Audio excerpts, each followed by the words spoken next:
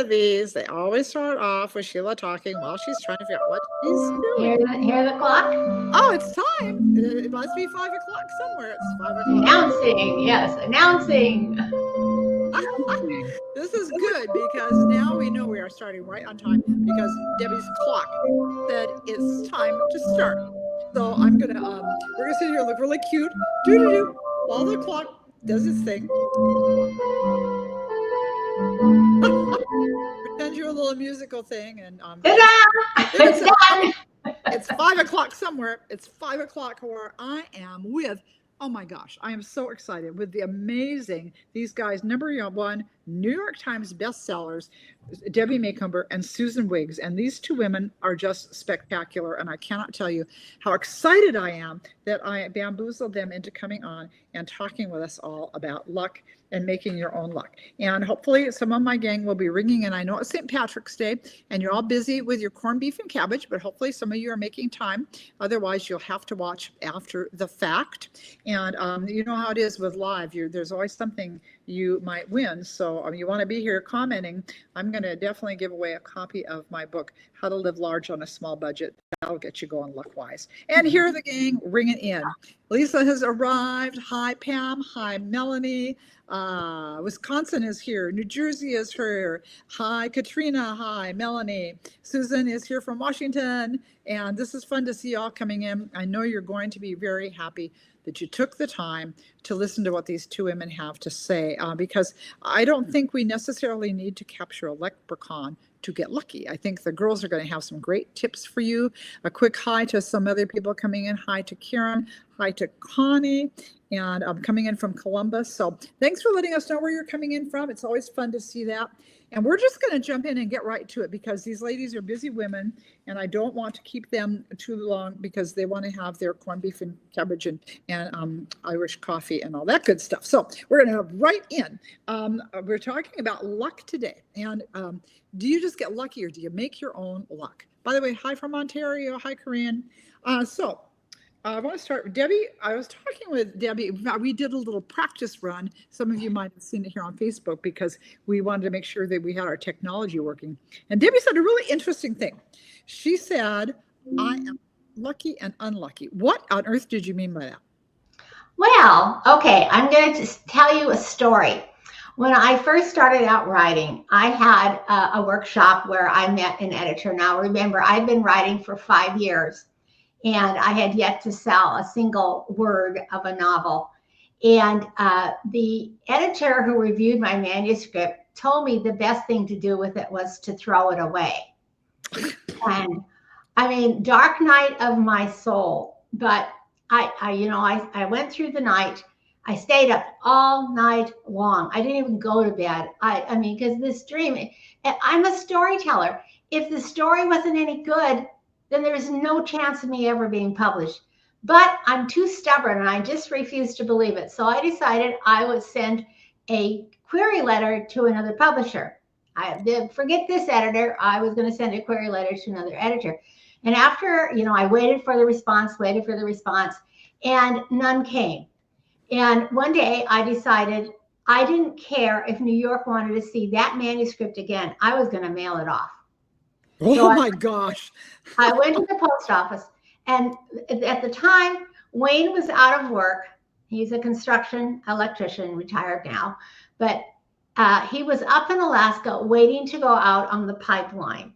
And the kids and I were living on his unemployment check of $150 a week. Ugh.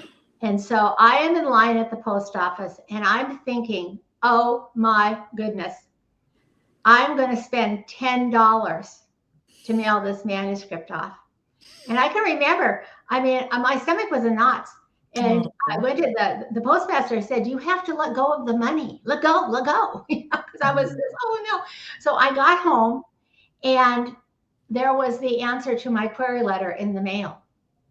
And in a Sharpie pen, the editor wrote across the letter, do not mail us your manuscript. We are not buying at this time. So, I mean, that was probably, if you want to talk about luck and unlucky, I was sick at heart, I had just wasted 10 precious dollars. So Oh, it was an unlucky moment. My timing was wrong. If I had waited a half hour, I would never have mailed the manuscript.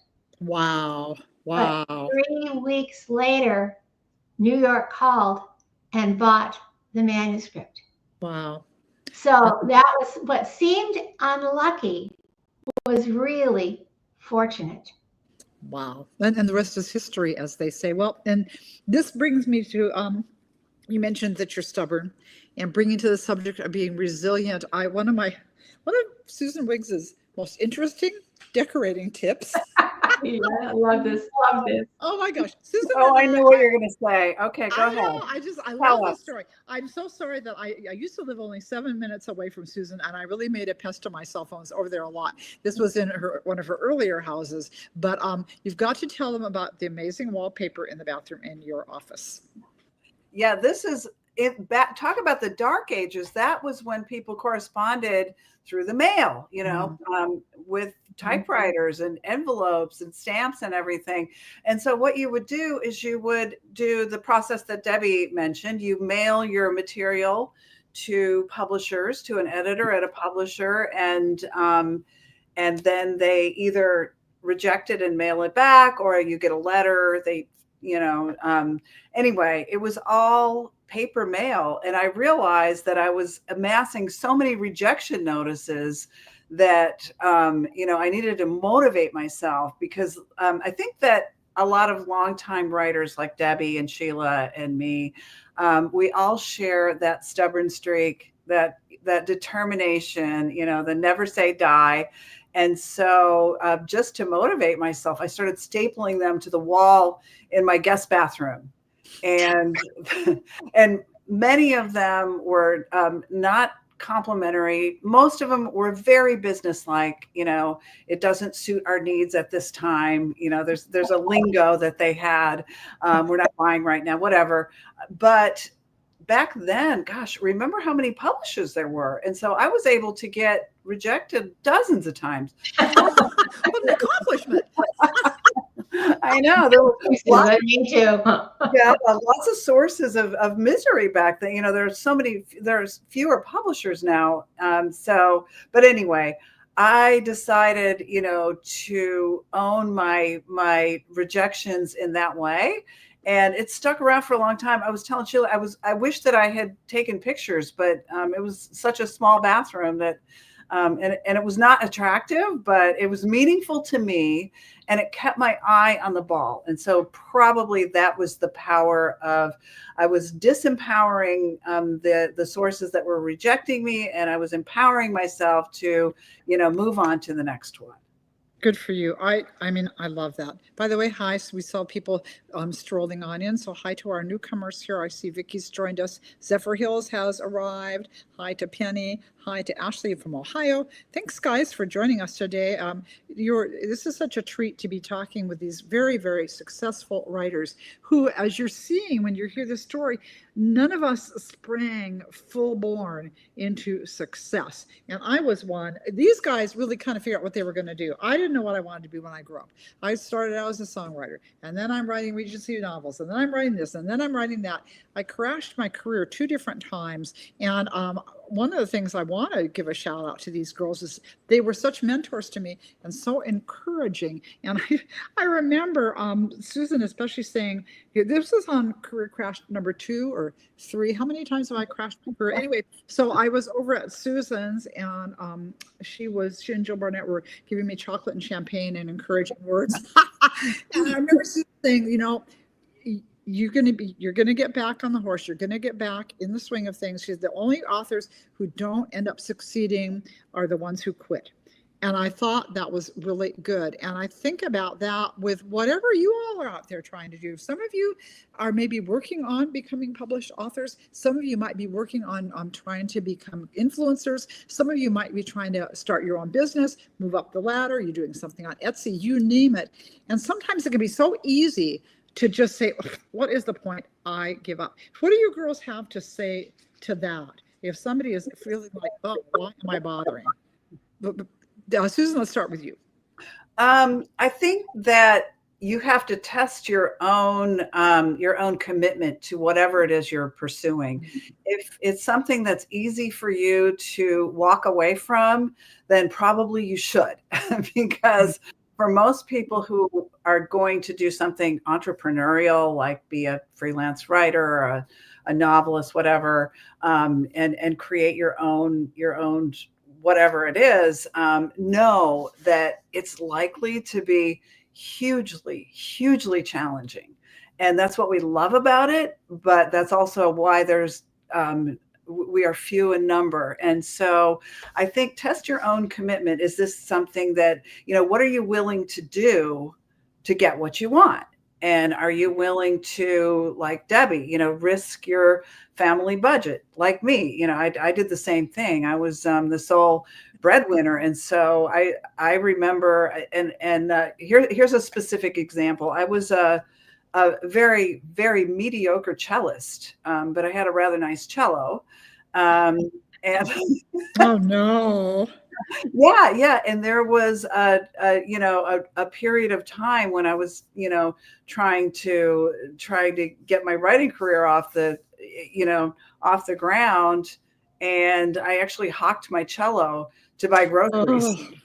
So what is it that you're willing to do? If I had wanted to be a concert cellist, obviously I would have valued it, but I was, I was okay with walking away from that because it was not where my passion lay. My passion lay with writing. It always was, and always, has been ever since I was a tiny kid. But whatever it is, I think just ask yourself the hard questions. Am I willing to, what am I willing to give to this process in terms of not just finance, but your emotional energy and your creative energy? What is it that you're willing to risk and put on the table?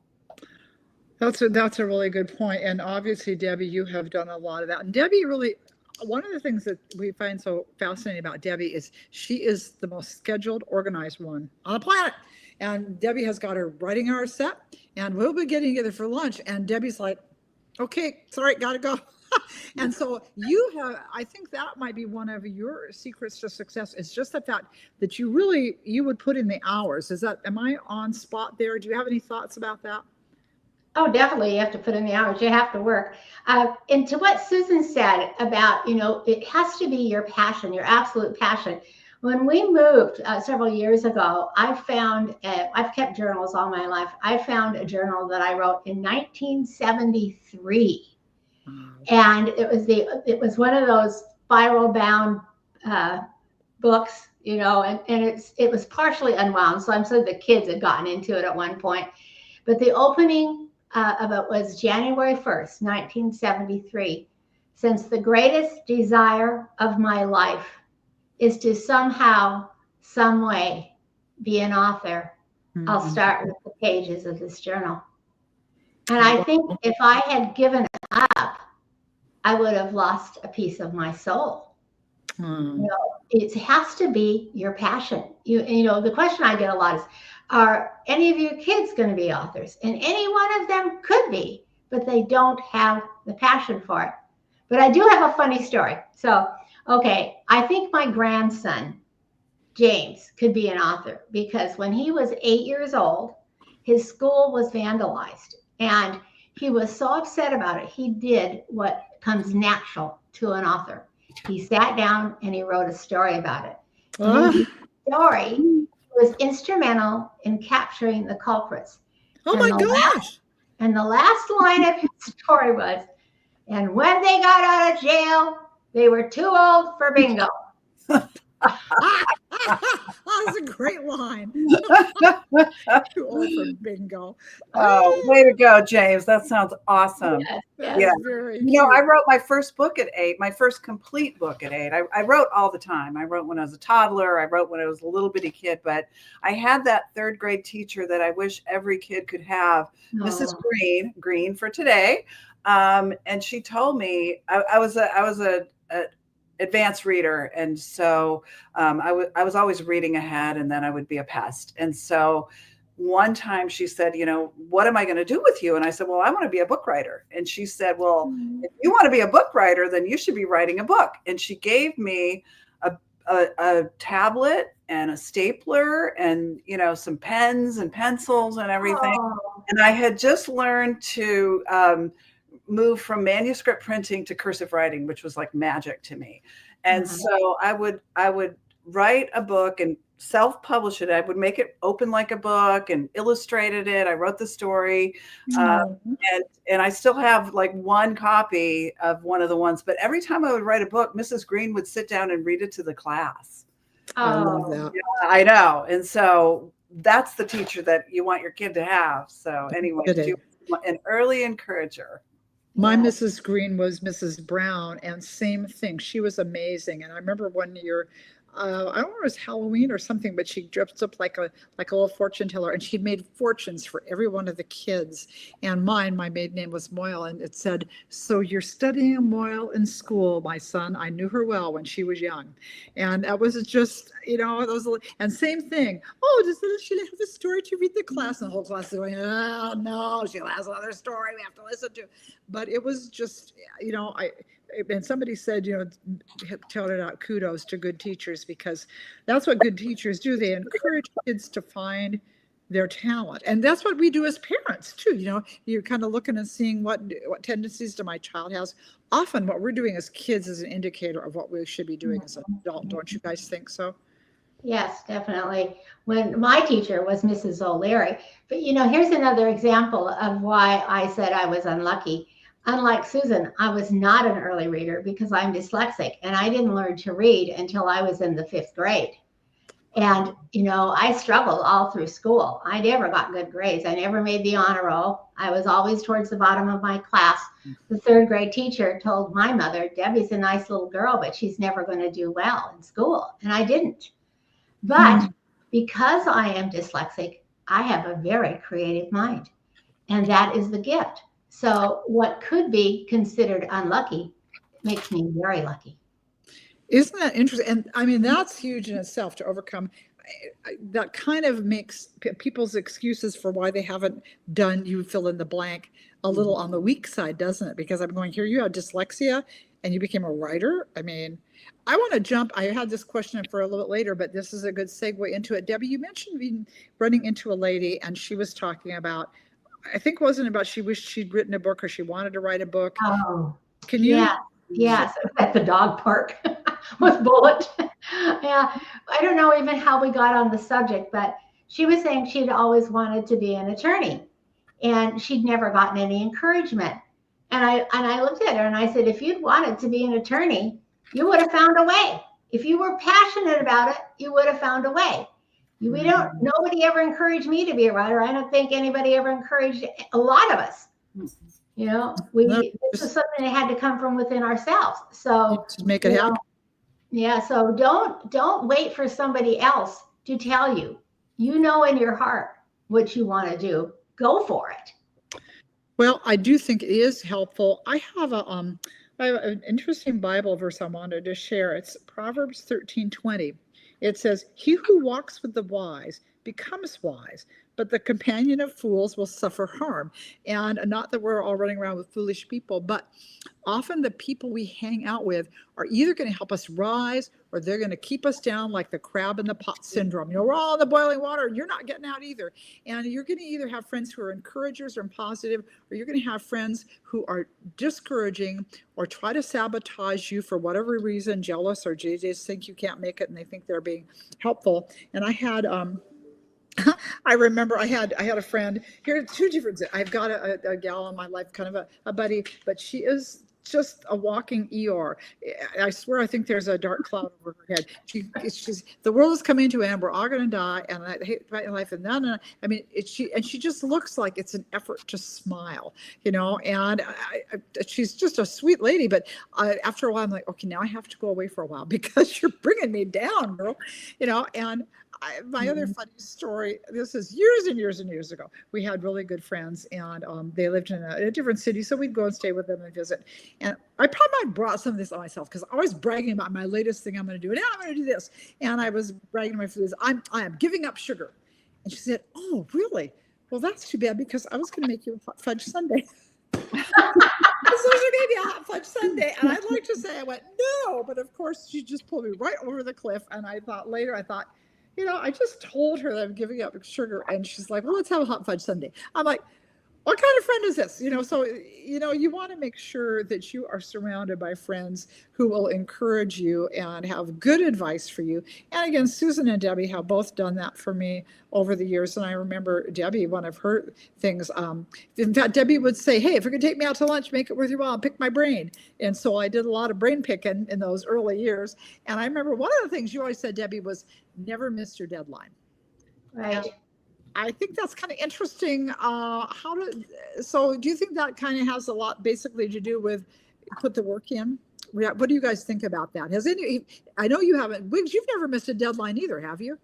I don't think you have. Probably not. I might have needed, some days of extension, but I've never just completely missed something. And yeah, I think you're right. I think that it's what Debbie is saying. It's the level of commitment, and I think you also learn what you're capable of. Some people can put in the hours, but the pages are, not abundant, and other people, you just have to learn your own pace. There are writers who, can write a book a year, 2 books a year. And even more than that, but you have to learn your own pace and you have to learn what you need. Mm-hmm. And Susan, I think you actually take work with you on vacation, don't you? I'm never not working. And that's, and because it's not work to me, when I'm traveling, I would much rather, read something that is, research for the book that I'm working on, or take notes for a story that appears to me. And a lot of times, one really great example, I was writing a book called Map of the Heart, and a big piece of it took place, not coincidentally, in the south of France. And so Jerry and I were doing a driving trip through the south of France, going to different villages and museums and things like that to inform the book. It had a storyline that took place in 1944. And so I was sort of on the trail of that. But it was really dynamic because the book is sort of forming in my head, and I'm taking notes as I'm actually there in real time. So I love that when those things come together. So I'm always working. You can't really shut your imagination off. I had the the internet guy came today to fix something, and I opened my computer so that he could see, what was happening. And there was a page about the dead husband and the murderer and this and that, because I was like, oh no. Yeah. And then I asked him, I said, what's like the weirdest house that you ever walked into? Because think about it. If you're coming to work on the internet, you walk into any house, and I got him to talk, because he was curious about why I had so many Susan Wiggs books on my shelf. He thought I was like a super fan or something like that. I said, no, that's me. And he started kind of telling me, and I said, well, that would make a really good thriller. That would make a really good spy story, something like that. And so it's really hard to turn your imagination off. And I've definitely seen you guys do it too, when we're sitting around. Well, I think a writer has such a playful imagination. You're always wondering, what if? Mm-hmm. Yeah, what if we're very snoopy. Yeah, you should always be careful what you tell a writer, because you exactly.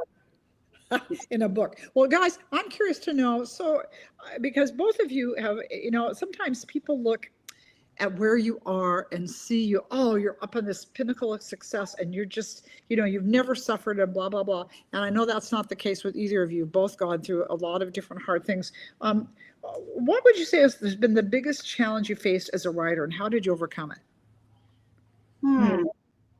For me, it was probably being the sole income, raising my daughter on, I didn't have a patron of the arts. I didn't have a working husband. And so I had to make choices in my publishing career that would keep me afloat, but also keep me like creatively satisfied. And so there were times when and every time I had to make a choice like that, for some reason, it always worked out great.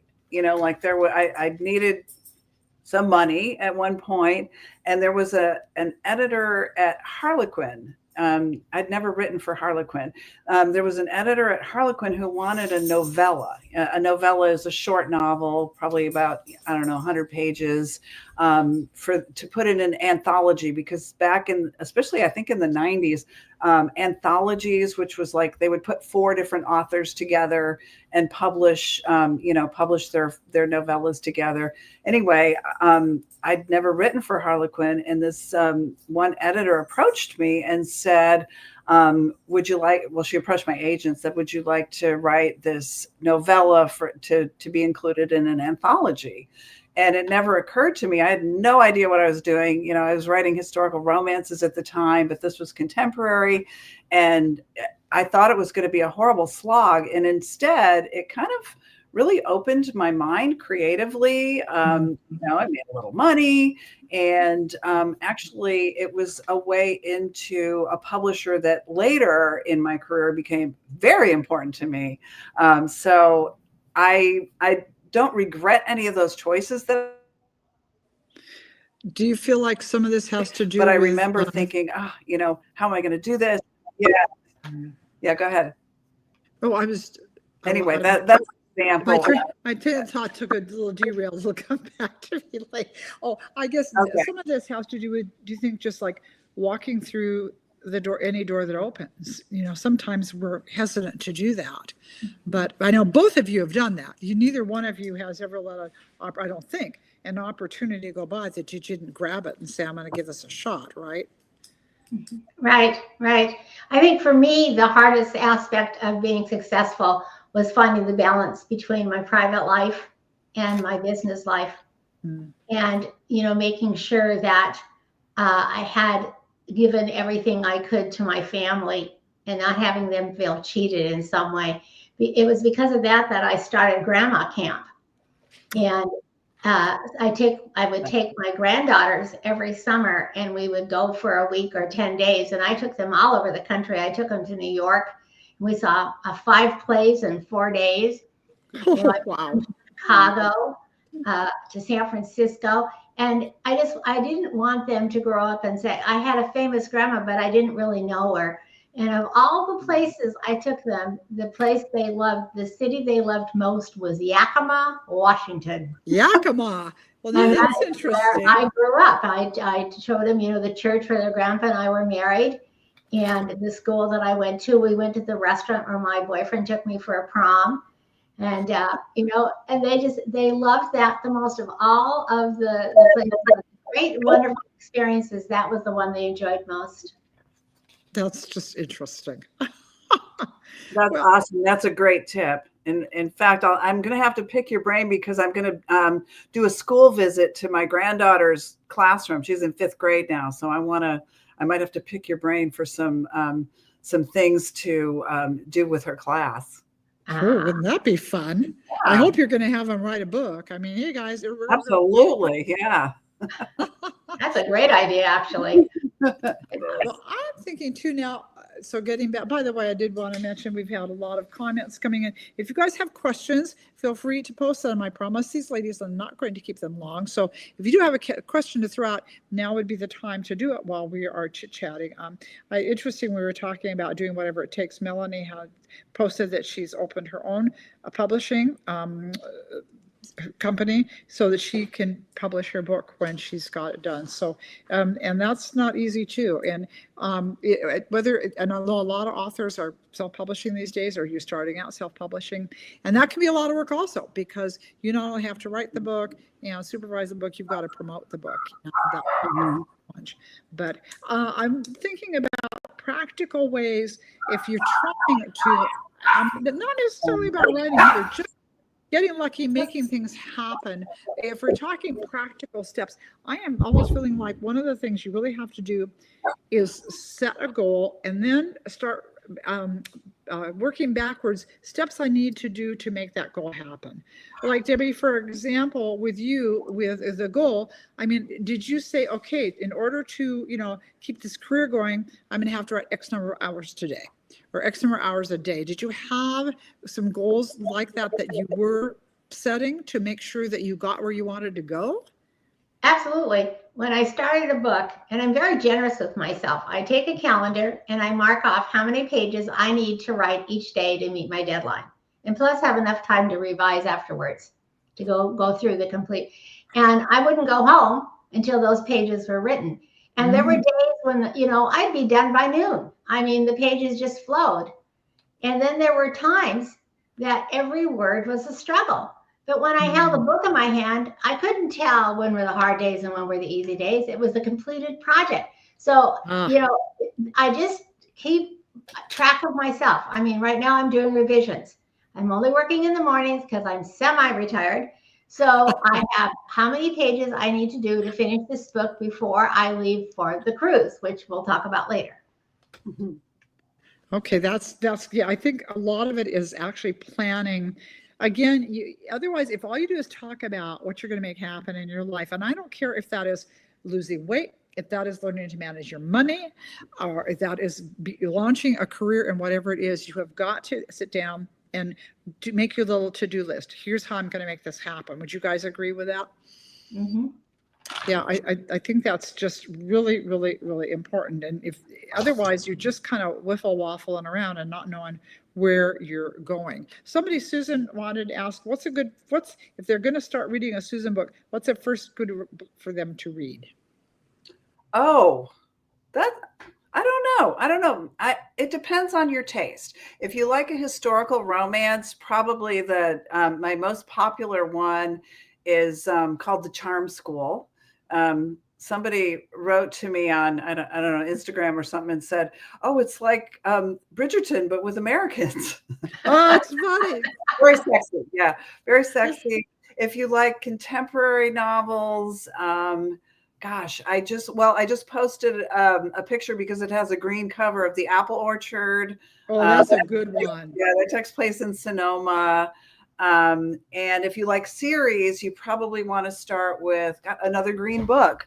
This one, well, it depends on which edition, but the original edition of Summer at Willow Lake, it's the start of a series.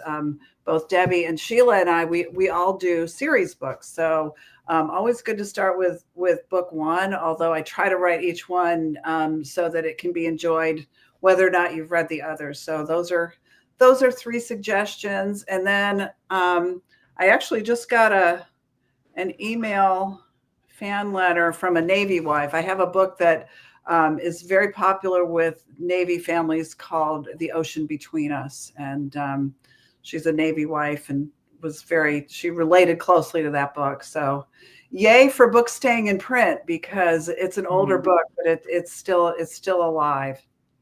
One of my favorites of yours is Home Before Dark. Really? Sisters. Yeah, I love that book. That was my sister's story. And yeah. Again, cool. that's a classic. It's not a newer book, but I'm sure you can still get it. Yeah. Somewhere. Debbie, how about, of course, with you guys, I keep thinking everybody's read all of everything you guys have written. But Debbie, what's a favorite book of yours? If somebody said, okay, I have been living in another planet, and I don't know who Debbie Macomber is, what's a good book to start with? What would be a good Debbie book? Oh my goodness. I don't know where to start because, I've got so many books, and I can tell you that probably the most creative book I've ever written, not my most popular by any means, is called Between Friends. And I wrote that book without one word of dialogue and without one word of description. It is looking at a scrapbook of 2 people's lives. Wow. And it's sort of like a Forrest Gump with a female slant on it. So I love that. It goes through all the years of their life, starting from the time they were born until the time where it ends. So in the 2000s. So that's probably the most creative book I've written. But I have so many other series. And one of the first books in a series that probably one of my most popular books is called Cottage by the Sea. And it's based on a woman who loses her entire family. And she she's grieving, and she goes and rents a cottage by the sea, the very cottage that her family used to go to every summer as she was growing up. And it's the story of her creating her new family. Interesting. Well, Debbie, one of my favorites of your book actually is your nonfiction one, Knit Together. Oh, yeah. That is just such an encouraging book. I love that book. So, of course, that's nonfiction. And Katrina, yes, she loves the Christmas Angels series. Hey, Debbie, real quickly, can you how did you get so lucky to end up with a Christmas movie? How'd that happen? Your first Christmas Oh, my goodness. That is such a story. I owe my entire movie career to a 23-year-old intern who was working for a producer, and he wanted to do a Christmas movie. So he gave her just a bunch of books to read. He said, just go read all these books and tell me which one you think would make the best movie. And she came back and she said, Mrs. Miracle. And he looked at the book, he flipped through the page, he says, nah, I don't like it. And she said, you gave me this assignment. I took it seriously. And this is the book I believe is the best. And he said, all right, I'll read it. So he came back and he said, okay, let's do it. I liked it. So that's how I got my first Hallmark movie. That's amazing. And we all three, Susan's had a movie done also. We've all three had movies done, which is just so fun. And some of that, of course, that is a luck thing. You have no control over if somebody's going to fall in love with your work. But it brings me all back full circle. We would not have had movies if we weren't working and producing something to look at, Yeah. So it really does come back to the Thomas Edison quote about opportunity and hard work. Luck is when opportunity and hard work meet each other, and I think there's a lot of truth in that. You can't go through the door if you haven't walked up onto the porch. You can't even knock on the door if you haven't done the work to get to the porch. So whatever you guys are working on out there, I just want to encourage you. And like I said, I don't care if you are not wanting to become a best-selling writer, whether it's arts, whether it is, I want to get a raise in my job, I want to do better. We all have goals, or theoretically we all should have goals, because we're all working at making our lives better and making ourselves better. And so I hope this is encouraging you guys to don't give up. If you've got a dream, get out there and make it happen. My other favorite quote, Walt Disney, if you can dream it, you can do it. So just get out there and start doing stuff and making things happen. And I told the ladies I wouldn't keep them long, but I do want to give them a chance. I think we're going to be able to do some more chatting in the future when their books come out. But they have some adventures coming up. Susan's got a new book coming out. Debbie has got something. Of course, Christmas time will be Debbie time. But Debbie, we'll start with you because you're doing something really fun this spring, and it might not be too late to get in on it. You want to talk about that?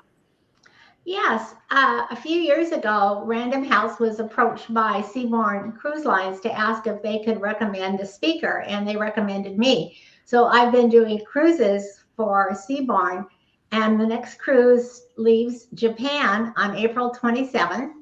And on that cruise, I give 2 different talks, and I do 2 workshops, one on the process of writing a novel and another on journal writing, because I've kept journals my entire life.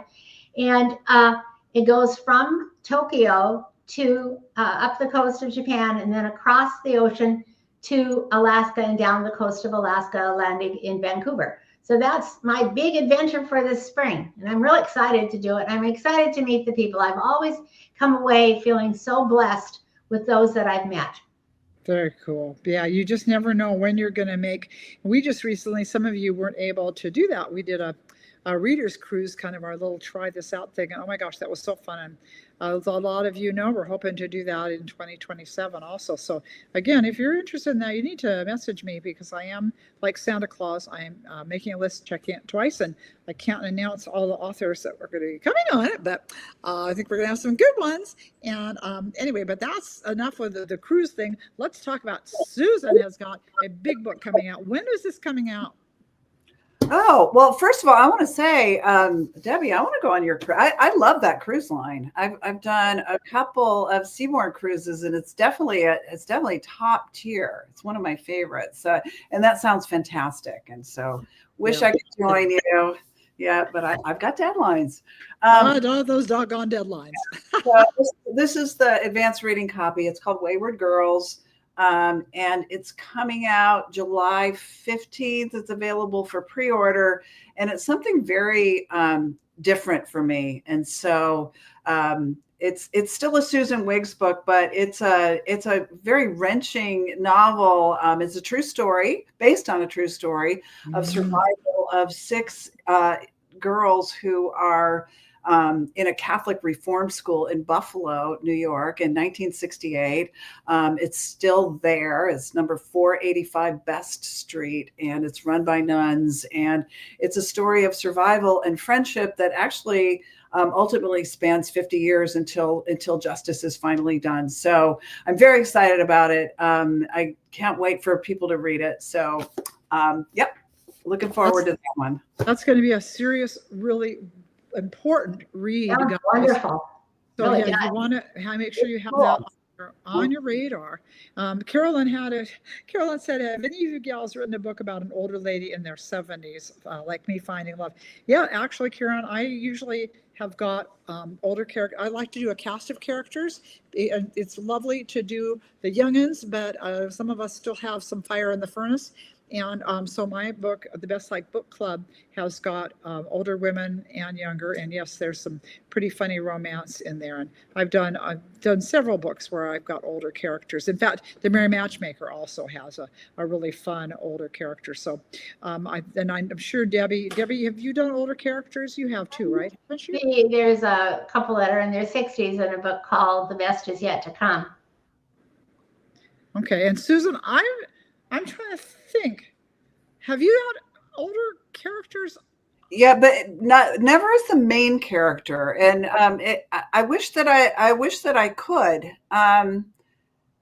And it's really a question of, getting your publisher to get behind a story like that. But no, there's usually a secondary couple. And in fact, in this series, the Willow Lake series, the event. The main event in the book is the 50th wedding anniversary of an older couple.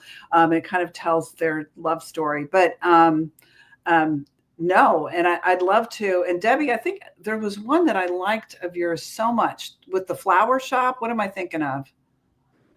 Oh God, you've written many books. Blossom Street, or what is the one that had the flower shop in it? Blossom Street. Okay. Yeah. So many she can't even remember. I know. Remembering titles, but anyway. Yeah. Titles. Oh my goodness, they change them all the time. I can never know what I'm going to have out there.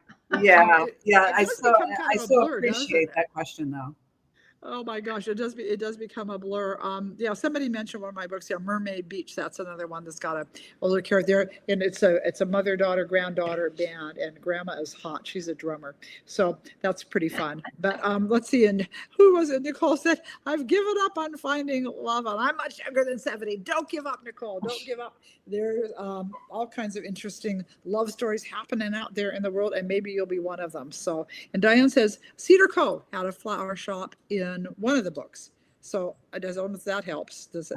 Rose Inn, Nancy said. No, I don't think it was Rose Inn because I read Rose Inn. Rose Harbor. It is a mystery. Keep looking, you guys. And I love Let me know when you find it.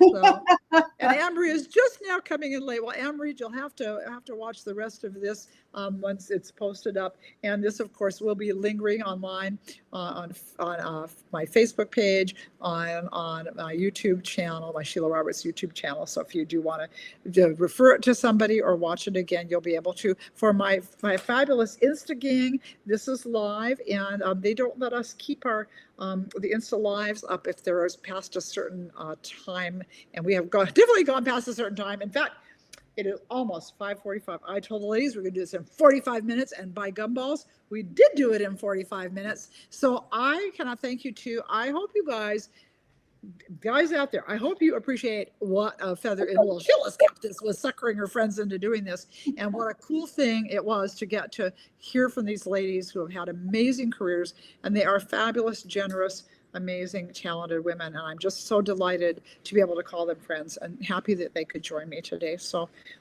again, gosh, ladies, thank you for joining us, and I hope all the rest of you out there are going to go and you're wearing your green, and you're going to have your corned beef and cabbage, or Debbie had made calcon. You're going to have that. Susan's probably going to have, I bet she's having a Bailey's or Irish coffee. Is that a good? Absolutely. Well, something with Irish whiskey. I got to figure that out. But Sheila, you and Debbie are such a blessing. I'm so lucky to know you. That's where my luck is in the women that I know and love. And I wish you both the best.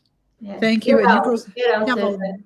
wonderful St. Patrick's Day. And everybody, thank you for joining us. I hope this was inspiring to you. You get out there and you make your own luck here, everybody. We can do it, okay? So happy St. Patrick's Day and good luck to all of you. And I will later draw a name for a winner of our little prize for the day. So happy St. Patty's Day. Bye. Bye for now.